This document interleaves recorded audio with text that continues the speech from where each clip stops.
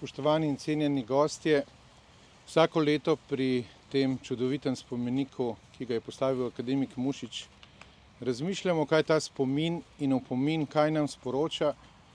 In v teh dneh novembra, ko je dan mrtvih, veliko naših prijateljev, sorodnikov hodi na grobove in dostikrat se sprašujemo, kaj nam oni sporočajo, kaj nam sporoča ta kamen, ki je spomin in opomin. In slogan letošnjega leta Tisti dan pomeni seveda tisti dan, ko si prejel klic, ko si prejel informacijo, da je tvoj ljubljeni udeležen v prometni nesreči in potem gledaš v nebo, razmišljaš, ali se je to zgodilo tebi in ali bo ta človek preživel ali bo umrl. In ko umre, je to dokončno. In za vse bližnje, ko je dokončno, se srečajo ponovno na pokopališču in tak kamen je spomin in opomin. In vprašanje, ki sledi, kaj pomeni ta opomin? Ali smo se iz teh zgodb mi nekaj naučili? In pri mojih 54 letih, ki hodim tudi na spomenike svojih bližnjih, sem sam pri sebi, ne bom govoril o drugih, ugotovil, da ne veliko.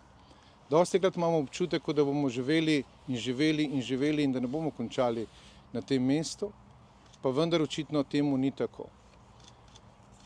Vsako leto nas pri tem obeležju spremljajo duhovni voditelji. In seveda vprašanje vsakega posameznika je, kaj je potem po smrti. In letošnje leto je za nas zelo posebno.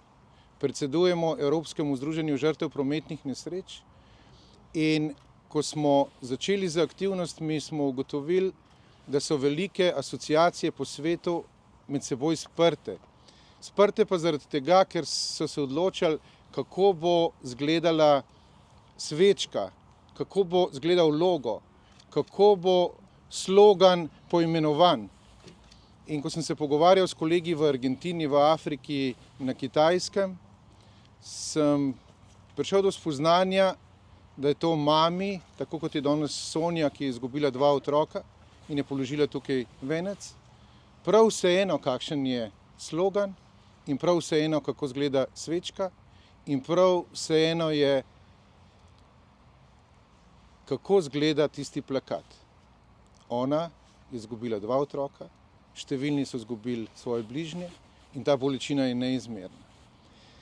In ker smo mogli v Sloveniji nekaj narediti za cel svet, preprosto nisem imel odgovora, kako in kaj, nimamo sredstev, nimamo možnosti, smo majčkeni.